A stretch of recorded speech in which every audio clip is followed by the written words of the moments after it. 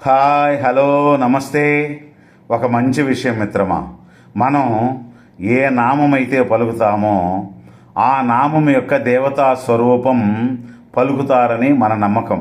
కానీ శ్రీరామ అనే నామంలో రాముడు ఒక్కడే పలుకుతాడని అనుకోవడం చాలా పెద్ద పొరపాటు.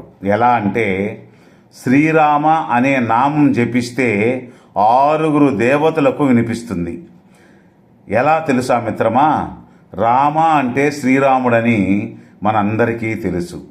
రామ అనే నామం పలికిన చోట అందరికంటే ముందర వచ్చి ఆ నామాన్ని విని ఆనందించేవారు నిస్సందేహంగా స్వామి హనుమంతుడే కదా.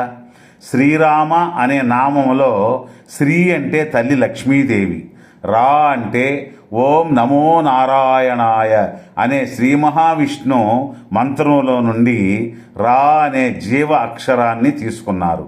మరి మా అంటే శివుని ఓం నమ శివాయ మంత్రంలోని మా అనే జీవాక్షరాన్ని తీసుకున్నారు. శివుడు హనుమంతుని రూపంలో ఈ భూలోకానికి రాముడికి సేవలు చేయడాని కోసం వస్తున్నప్పుడు తల్లి పార్వతీదేవి నాకు కూడా అదృష్టం కావాలని అడిగిందట.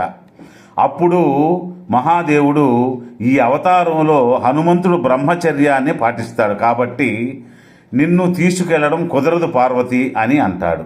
అప్పుడు మాత పార్వతీదేవి అయితే నేను మీ తోక రూపంలో వస్తానని హనుమంతుడి తోకలో ప్రవేశించిందట పార్వతీదేవి. మరి రామా అన్నప్పుడు హనుమంతుడు వస్తే మాత పార్వతీదేవి కూడా వస్తుంది కదా.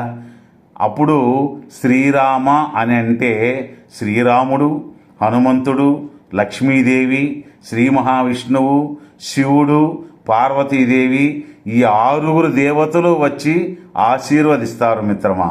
అందుకే రోజులో మనం కనీసం కొంతసేపైనా శ్రీరామ శ్రీరామ శ్రీరామ అని రామనామ స్మరణ చేయాలి మిత్రమా. ఈ మానవ జన్మను తరింపజేస్తాం మిత్రులారా. జై శ్రీరామ్. ధన్యవాదాలు. మరలా రేపు ఒక మంచి విషయంతో కలుసుకుందాం. Thank you very much.